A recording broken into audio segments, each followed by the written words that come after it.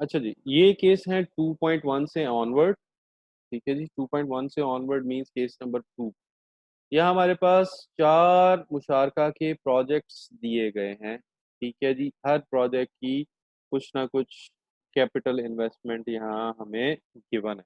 उसके मुताबिक हमें चीज़ें प्रोवाइड की गई हैं जिनको हमने इस्तेमाल करना है और इस्तेमाल करके हमने उसको कैलकुलेट करना है। अब हम स्टार्ट करते हैं फॉर एग्जांपल पार्ट नंबर 1 से। ठीक है जी, पार्ट नंबर 1 से क्या मुराद है कि हम यहाँ से इसको कैलकुलेट करना शुरू करते हैं। अच्छा, हमारे पास कैपिटल इन्वेस्टमेंट है जी, पहले प्रोजेक्ट की मोबाइल फ़ोन है शॉप, इसमें इन्वेस्टमेंट की है कैपिटल इन्वेस्टमेंट। ड्यूरेशन मुशारका है 1 वीक। 1 वीक का मुशारका जो है उसमें बैंक की कंट्रीब्यूशन 75% है, पार्टनर की कंट्रीब्यूशन 25% है। ठीक है, बैंक का शेयर मैनेजमेंट में कुछ नहीं है। पार्टनर का जो शेयर है दैट इज दैट इज 30%।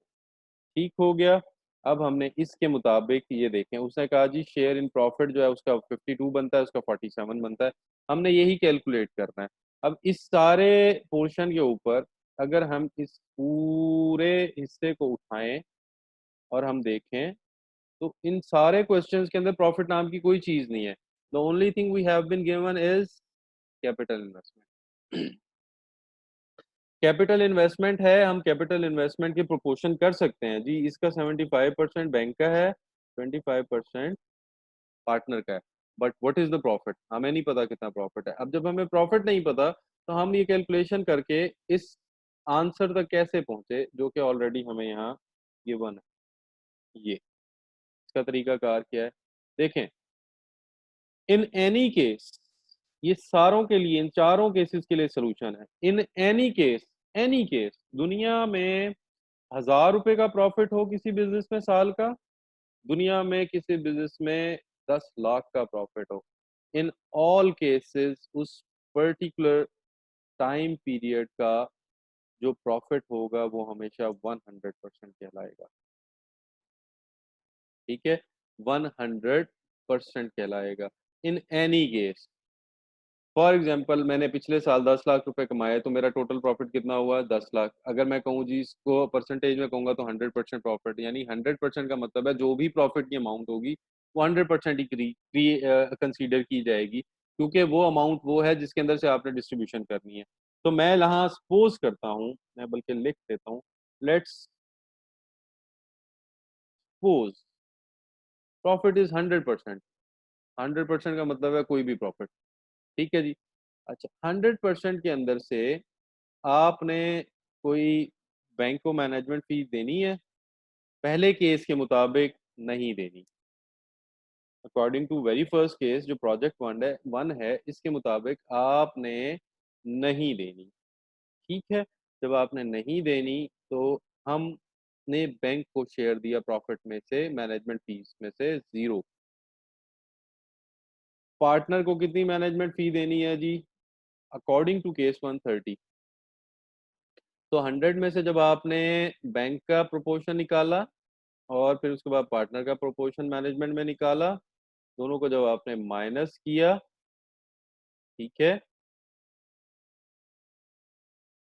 जब दोनों को आपने माइनस किया तो आपके पास जो आंसर आया, profit to be distributed, profit after management fee, वो निकला हमारे पास 100 में से 30 माइनस किया और 0 माइनस किया तो 70।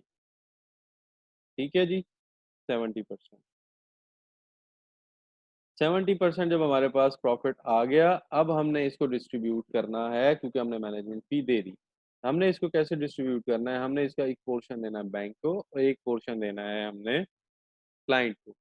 बैंक का प्रॉफिट में कितना शेयर है, as per ratio of investment bank है जी 70% का मालिक। 70% multiply bye, sorry 75%।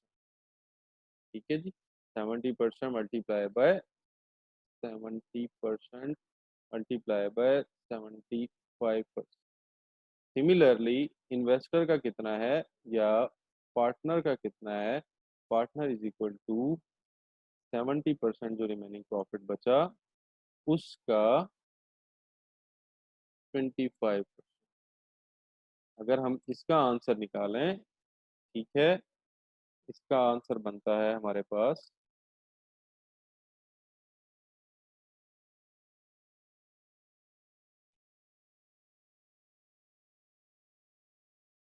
70 multiply by 0.75 is equal to 54।